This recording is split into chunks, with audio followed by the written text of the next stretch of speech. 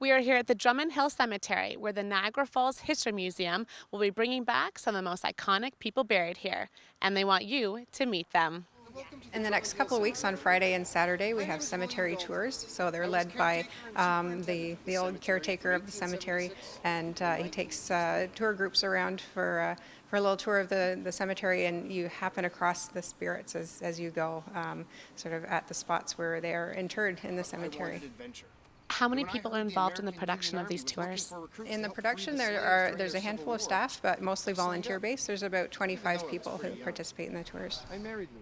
Richard, can you tell us about William Dalton? William Dalton was the caretaker and supervisor of the cemetery here for about 40 years. And as a result of the diary that he kept, we were able to have all of the details that we have that we use as background for the characters in the cemetery tours. And what can people expect from touring the cemetery? Well, it's a lot of fun actually, but they learn a lot too. There are a lot of very historical characters that are buried up in the cemetery, both people who were involved in politics, people who were involved in the War of 1812, people involved in the former villages around the area, people who are were very prominent in the day, and we're going to meet different characters each night. It's not the same every night. Can you tell us a little bit about the famous people buried at the cemetery? Yeah, we've got a lot of them up there actually. Lieutenant General Gordon Drummond, who was involved in the battle at Lundy's Lane. We've got Laura Secord, of course, whom many people know. And we have Carl Suchek, who was the big daredevil around the area too in the 1980s, and he's up there. Claire, who are you portraying here today? I'm portraying Laura Secord, heroine of the War of 1812. Laura Secord was born an American, lived there till she was 20, didn't come up to Canada till then. So the fact that she then warned the British about the Americans invading is quite interesting. A lot of people don't know that. What do you like most about portraying Laura? Well, I think she's a fascinating Canadian history figure.